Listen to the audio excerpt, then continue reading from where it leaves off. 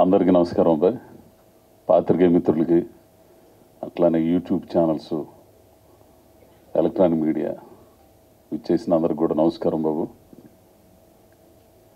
నేను ఒకటి చెబుతున్నా, మనం ఈ మలయాళం సినిమాలని, తమిళ సినిమాలని, మరాఠీ సినిమాలని ఏం కంటెంట్ ఉందరని అసలు బల్లెకొండ సినిమాలు చాలా బాగున్నాయి. ఇట్లాంటివి చూడాలని చూసి ఆస్వాదించి ఇట్లాంటివి వస్తే బాగుండు అనుకుంటారు. అట్లాంటిది ఈ సినిమా.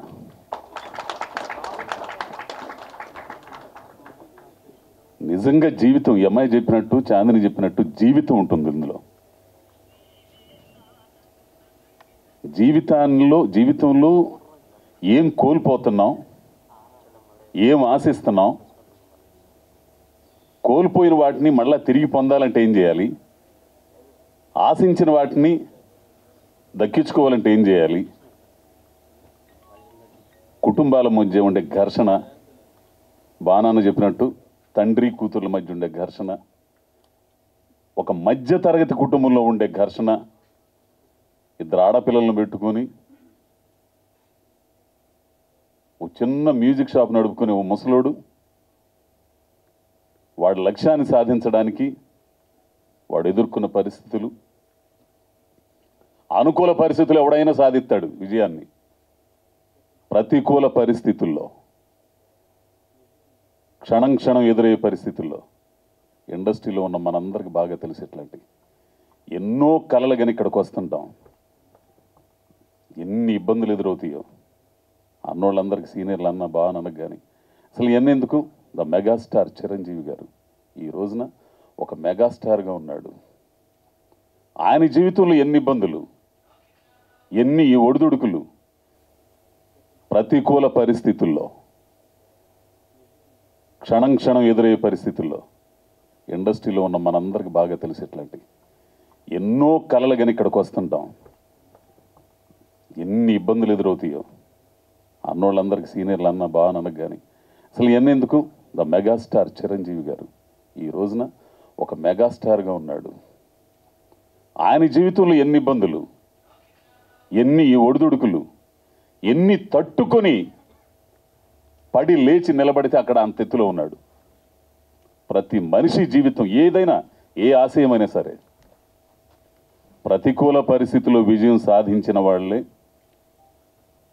గొప్పోళ్ళు అవుతారు. అంటే కథ మొత్తం నేను చెప్పకూడదు, టీజర్ చూస్తే మీకు ఈ పాటికి అర్థమై ఉండాలి. బాగుంది టీజర్.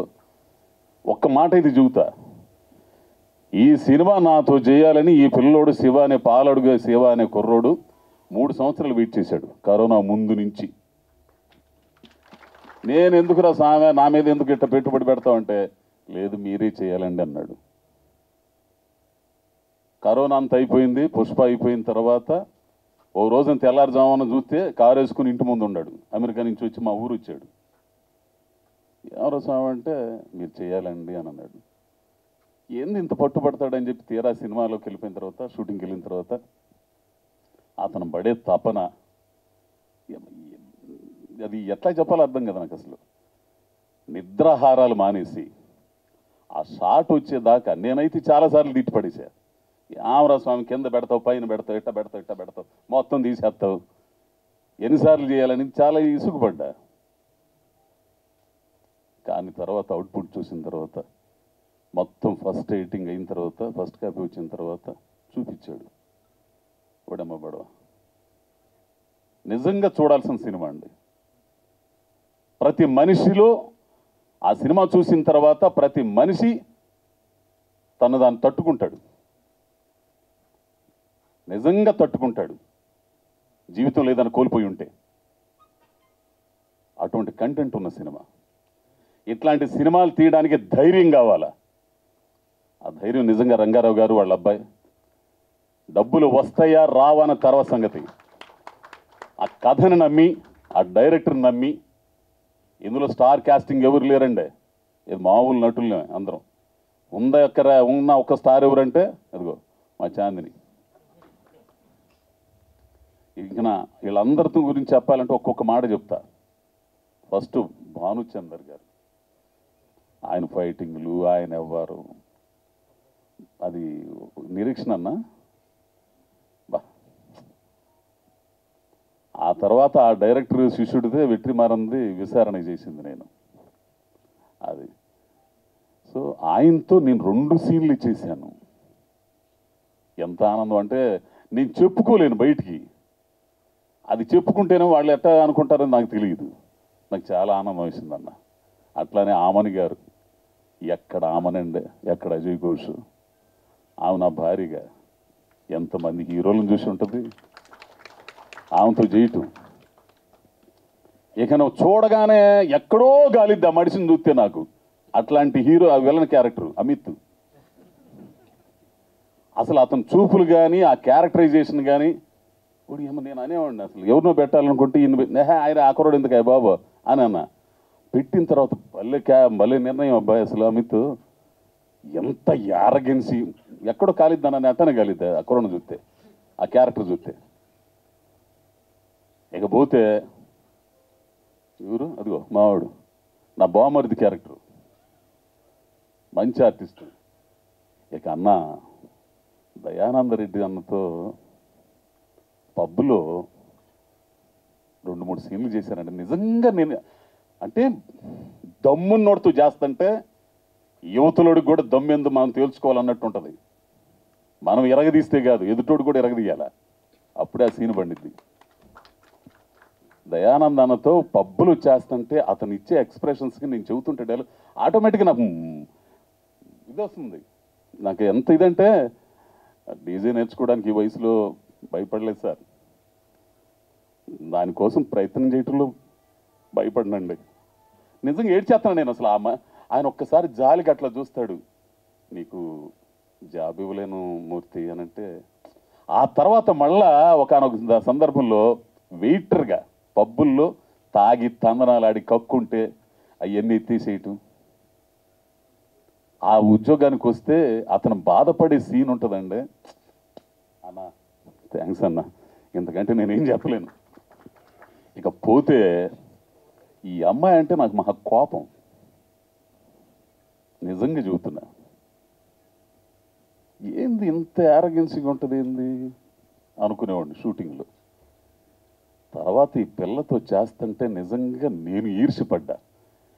అమ్మని అమ్మ, ప్రతి డైలాగ్ అండి అసలు ఎంత న్యాచురల్గా చెప్పిద్దంటే చాందిని,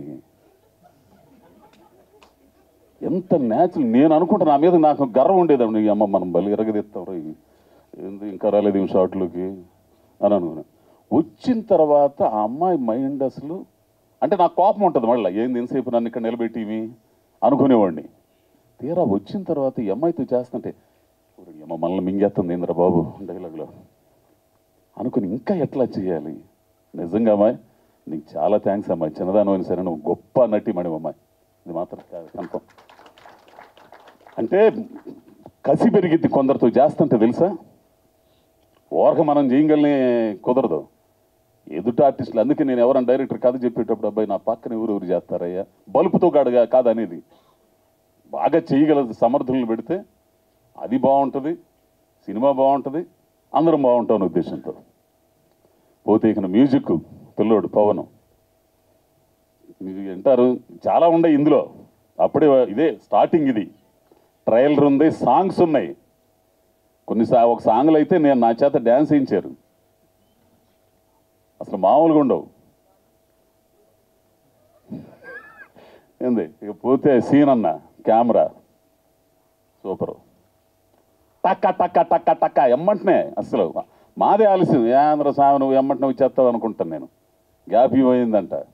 అది క్వాలిటీతో స్పీడ్గా చేయాలి పని, ఏంది అది గొప్పతనం.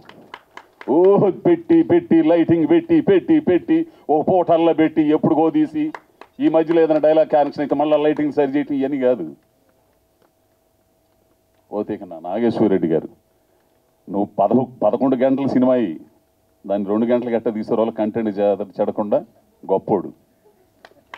ఈ మనిషితో నాకు చాలా ఇదనమాట. అసలు ఇప్పుడు అవుట్పుట్ ఇచ్చిన తర్వాత మీరు అక్కడ పెట్టేసి వెళ్ళిపోండి నేను చేస్తానంటాడు. ఇదేంద్ర స్వామి ఎవడు లేకుండా ఎట్లా చేస్తాడు అనుకునేవాడు. తీరా ఆయన చేసిన తర్వాత చూస్తే మనకు చాలా దగ్గరకు వచ్చేస్తుంది. మనం ఊరికి మార్పులు చేసుకోవటం ఎవరికి. ఇకపోతే అయ్యా ఇంకెవరు రేయ్ ఈడు నిజంగా అంటే మీరు చాలా న్యాచురల్ క్యారెక్టర్లు చూస్తారండి ఈ సినిమాలో. నాకు కావాల్సింది అది. నేను ఇందులో ఫస్ట్ నేను చెప్పానే, తమిళ్లో, మలయాళంలో, మరాఠీలో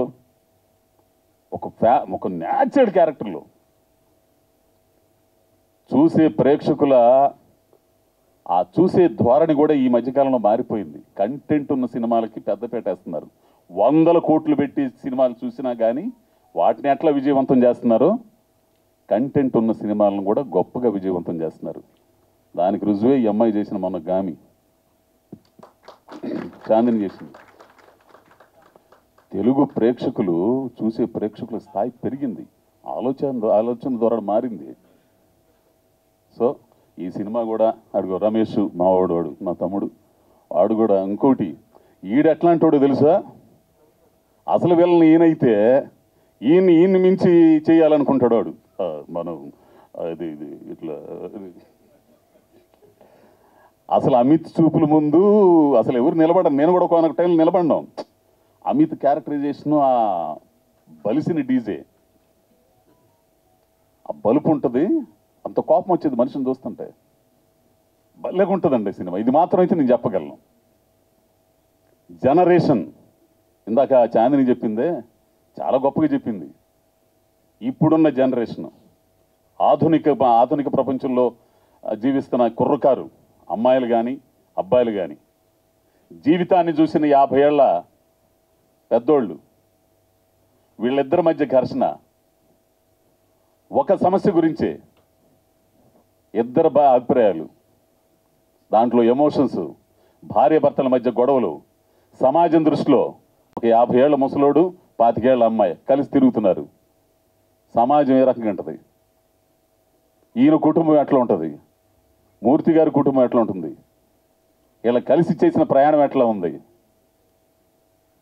చాలా అద్భుతమైన కథ చేశాడండి ఆ పిల్లోడు.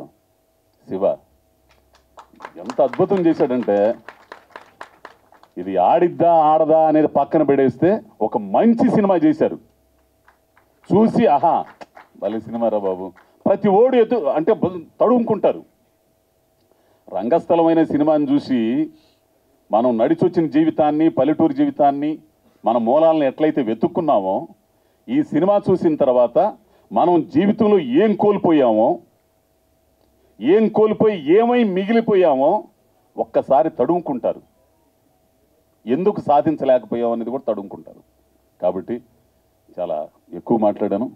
దయచేసి ఇక్కడికి వచ్చిన అందరికి కూడా ధన్యవాదాలు తెలుపుతూ, అయ్యా మీడియా మిత్రులందరికీ కూడా మరీ విజ్ఞప్తి చేస్తున్నాను, ఈ సినిమాని జనం దగ్గర తీసుకెళ్లవలసిన బాధ్యత మీది. ఇంకా ట్రైలర్లు ఇవన్నీ చాలా ఉన్నాయి. మళ్ళీ చెబుతాను, నేను హీరోను కాదు. ఈ సినిమాలో, ఈ కథలో నేను ఒక ప్రధాన పాత్ర, ఆ అమ్మాయి ఒక ప్రధాన పాత్ర, అంతే. కథ హీరో, కథ అద్భుతమైన కథ. మ్యూజిక్ షాప్ మూర్తి అనే కథ ఒక నవల, అద్భుతమైన నవల. ఆ కథ హీరో. ఆ పాత్రలో, ఆయన అనుకున్న పాత్రలో మేము ఒదిగిపోయాం అనుకుంటున్నాం. ఒక తండ్రిగా భానన్న, ఓ భార్యగా ఆమని గారు, అమెరికా నుంచి వచ్చిన అమ్మాయిగా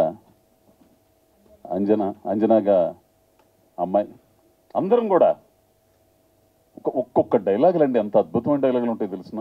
మళ్ళీ మాట్లాడతాం మీతో. ఈ సినిమా గురించి మాత్రం ఖచ్చితంగా మాట్లాడారా.